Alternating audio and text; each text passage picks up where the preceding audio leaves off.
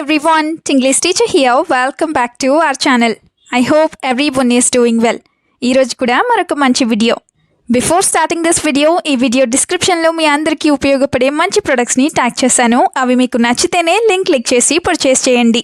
And now we were having a Telegram channel. ఈ Telegram ఛానల్లో ప్రతి నిమిషం కూడా టాప్ డిస్కౌంటెడ్ డీల్స్ పోస్ట్ అవుతూ ఉంటాయి. ఈ ఛానల్ ద్వారా మీరు మీ మనీని చాలానే సేవ్ చేసుకోవచ్చు. ఒక్కసారి ఛానల్ అంతా చెక్ చేయండి, వర్త్ అనిపిస్తేనే జాయిన్ అవ్వండి. ఛానల్ లింక్ డిస్క్రిప్షన్లో అలాగే కమ్యూనిటీ పోస్ట్లో ఉంది, చెక్ ఇట్ వన్స్. ఇప్పుడైతే ఈ వీడియోలో పిల్లలకి సంబంధించిన సెంటెన్సెస్ని ఇంగ్లీష్లో ఈజీగా ఏ విధంగా చెప్పాలో క్లియర్గా ఎగ్జాంపుల్స్తో చూసేద్దాం. వీడియో అలాగే వీడియోలో ఉన్న సెంటెన్సెస్ మీకు నచ్చితేనే ఒక లైక్ చేయండి. ఇప్పుడైతే ప్రీవియస్ వీడియోలో నేను మిమ్మల్ని 2 క్వశ్చన్స్ అడిగాను కదా, వాటిలో ఫస్ట్ వన్ ఈజ్ పచ్చిగా ఉంది. దీన్ని మనం ఇంగ్లీష్లో ఇట్ ఈస్ రా ఈ విధంగా చెప్తాం. Now the second question is తినకుండా ఎందుకు వెళ్ళావు. ఈ సెంటెన్స్ని ఇంగ్లీష్లో why did you leave or why did you go without eating ఈ విధంగా అడుగుతాం. ఇప్పుడు మీకోసం ఈ వీడియోలో 2 క్వశ్చన్స్ అయితే ఉంటాయి కదా, వాటిలో ఫస్ట్ వన్ ఈజ్ కాలువని మనం ఇంగ్లీష్లో ఏ విధంగా చెప్తాం. What do we call this in English? Let me know in the comments. Now the second question for you which is నిజంగానే వర్షం పడుతోందా. ఈ సెంటెన్స్ని మీరు ఇంగ్లీష్లో ఏ విధంగా అడుగుతారో మర్చిపోకుండా కామెంట్ సెక్షన్లో కామెంట్ చేసి చెప్పేయండి. ఇప్పుడైతే లేట్ చేయకుండా మన వీడియోని స్టార్ట్ చేసేద్దాం. Let's get started. First sentence of this video is ఫ్రెండ్స్తో కలిసి ఎక్కడికి వెళ్ళావు. పిల్లలు బయటకు వెళ్ళినప్పుడు ఇలా అడుగుతూ ఉంటారు కదా, సో దీన్ని ఇంగ్లీష్లో where did you go with your friends ఈ విధంగా అడుగుతాం. Now the first example is don't you know you should tell me and leave.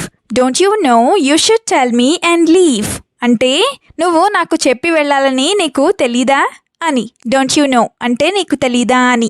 Now the second example is why didn't you tell me you were going with your friend or why didn't you tell me you were going with your friend అంటే నువ్వు నీ ఫ్రెండ్తో కలిసి వెళ్తున్నావని నాకు ఎందుకు చెప్పలేదు అని.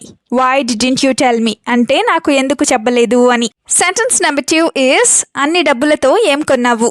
డబ్బులు ఎక్కువగా ఉన్నప్పుడు ఏదైనా కొంటూ ఉంటే ఇలా అడుగుతూ ఉంటారు కదా, సో దీన్ని ఇంగ్లీష్లో what did you buy with all the money ఈ విధంగా అడుగుతాం. ఇప్పుడైతే 2 ఎగ్జాంపుల్స్ని కూడా చూద్దాం. First one is you must have around 2000 rupees. Tell me what you did with all that. Or you must have around 2000 rupees. Tell me what you did with all that money అంటే నీ దగ్గర దాదాపుగా 2000 రూపాయలు ఉండాలి, నువ్వు ఆ డబ్బులన్నిటితో ఏం చేసావో నాకు చెప్పు అని. Another example is if you do things like this I won't send you to school or if you do things like this I will not send you to school అంటే నువ్వు ఇలాంటి పనులు చేసినట్లయితే నేను నిన్ను స్కూల్కి పంపించను అని. సెంటెన్స్ నెంబర్ 3 ఈజ్ ప్రతిదానికి ఏడవకూడదు. పిల్లలు ఎక్కువగా ఏడుస్తూ ఉన్నప్పుడు ఇలా చెప్తూ ఉంటారు కదా, సో దీన్ని ఇంగ్లీష్లో you shouldn't cry for everything or you should not cry for everything ఈ విధంగా చెప్తాం. యూ షుడ్ నాట్ క్రై అంటే నువ్వు ఏడవకూడదు అని. ఇప్పుడైతే ఫస్ట్ ఎగ్జాంపుల్ని చూద్దాం. అదేంటంటే if you cry over every little thing everyone will think you are a coward. If you cry over every little thing everyone will think you are a coward అంటే నువ్వు ప్రతి చిన్న విషయానికి ఏడ్చినట్లయితే అందరూ నిన్ను పిరికివాడు అని అనుకుంటారు అని. Another example is you learn to be strong and not cry over small things. You learn to be strong and not cry over small things అంటే నువ్వు స్ట్రాంగ్గా ఉండటం నేర్చుకోవాలి, అలాగే ప్రతి చిన్న విషయానికి ఏడవకూడదు అని.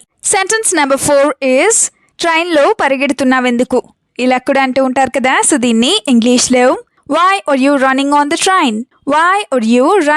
the train ఈ విధంగా అడుగుతాం. దీనికి సంబంధించిన 2 ఎగ్జాంపుల్స్ని కూడా చూద్దాం. First one is if you keep doing things like this I won't take you anywhere. If you keep doing things like this I will not take you anywhere అంటే నువ్వు ఇలాంటి పనులే చేస్తూ ఉన్నట్లయితే నేను నిన్ను ఎక్కడికి తీసుకువెళ్ళను అని. Another example is don't go out, stay at home or you don't go out and you stay at home అంటే నువ్వు బయటకు వెళ్ళొద్దు, అలాగే నువ్వు ఇంట్లోనే ఉండు అని. స్టేయింగ్ ఎట్ హోమ్ అంటే ఇంట్లోనే ఉండటం అని. సెంటెన్స్ నెంబర్ 5 ఈజ్ అన్నీ మనకి నచ్చినట్టు జరగవు. ఇది కూడా చాలాసార్లు అంటూ ఉంటారు కదా, సో దీన్ని ఇంగ్లీష్లో not everything goes as we like. Not everything goes as we like. ఈ విధంగా చెప్తాం. యాజ్ వీ లైక్ అంటే మనకి నచ్చినట్లుగా అని. Now the first example is, if it doesn't work out the way you want, you should think of something else to do. If it doesn't work out the way you want, you should think of something else to do. అంటే నీకు నచ్చినట్లుగా ఏదైనా జరగకపోయినట్లయితే నువ్వు మరొక దాని గురించి లేదా ఇంకొక వే గురించి ఆలోచించాలి అని. Another example is, even if sometimes things don't go our way, we shouldn't be sad. Or even if sometimes things don't go our way, we should not be sad. అంటే కొన్నిసార్లు మనకి నచ్చినట్లుగా జరగకపోయినప్పటికీ కూడా మనం బాధపడకూడదు అని. సెంటెన్స్ నెంబర్ 6 ఈస్, అడ్జస్ట్ అవ్వడం నేర్చుకోవాలి. పిల్లలకి ఇలా కూడా చెప్తూ ఉండాలి కదా. సో దీన్ని ఇంగ్లీష్లో you have to learn to adjust. You have to learn to adjust. ఈ విధంగా చెప్తాం. యూ హ్యావ్ టు లెర్న్ అంటే నువ్వు నేర్చుకోవాలి అని. ఇప్పుడైతే 2 ఎగ్జాంపుల్స్ని చూద్దాం. First one is, there is nothing wrong with adjusting. There is nothing wrong with adjusting అంటే అడ్జస్ట్ అవ్వడంలో లేదా సర్దుకుపోవడంలో తప్పేమీ లేదు అని. దెర్ ఇస్ నథింగ్ రాంగ్ అంటే తప్పు ఏమీ లేదు అని. Now the second example is, you fight with your friends over every little thing, can't you adjust to anything. You fight with your friends over every little thing, can't you adjust to anything. అంటే నువ్వు ప్రతి చిన్న విషయానికి కూడా నీ ఫ్రెండ్స్తో గొడవ పడుతూ ఉంటావు, నువ్వు దేనికి కూడా అడ్జస్ట్ అవ్వలేవా అని. కాంట్ యూ అడ్జస్ట్ అంటే నువ్వు సర్దుకుపోలేవా అని. నెక్స్ట్ సెంటెన్స్ ఈజ్, నీ ఎగ్జామ్ రిజల్ట్స్ ఎప్పుడు వస్తాయి. ఇలా కూడా అడుగుతూనే ఉంటారు కదా. సో దీన్ని ఇంగ్లీష్లో when will your exam results come out. when will your exam results come out. ఈ విధంగా అడుగుతాం. when will come out అంటే ఎప్పుడు బయటికి వస్తాయి లేదా ఎప్పుడు వస్తాయి అని. Now the first example is, the results came out yesterday. How many marks did you get? The results came out yesterday. How many marks did you get? అంటే results నిన్నే వచ్చేసాయి, నీకు ఎన్ని మార్కులు వచ్చాయి అని. Another example is, you got very good marks. Keep studying like this. You got very good marks and keep studying like this. అంటే నీకు చాలా మంచి మార్కులు వచ్చాయి, నువ్వు ఇలాగే చదువుతూ ఉండు అని. కీప్ స్టడీయింగ్ అంటే ఇలాగే చదువు అని. Now the last sentence is, చిరాకు పడితే పనులు జరగవు. ఇలా కూడా అంటూ ఉంటారు కదా. సో దీన్ని ఇంగ్లీష్లో things don't get done if you are irritated. Things don't get done if you are irritated. ఈ విధంగా చెప్తాం. థింగ్స్ డోంట్ గెట్ డన్ అంటే పనులు జరగవు లేదా పూర్తి కావు అని. Now the first example is, does everyone get as irritated as you when nothing gets done. Does everyone get as irritated as you when nothing gets done అంటే ఏది జరగనప్పుడు అందరూ నీలాగే చిరాకు పడుతున్నారా లేదా చిరాకు పడిపోతున్నారా అని. Now the second example is, no matter how angry you are, whatever is meant to happen will happen.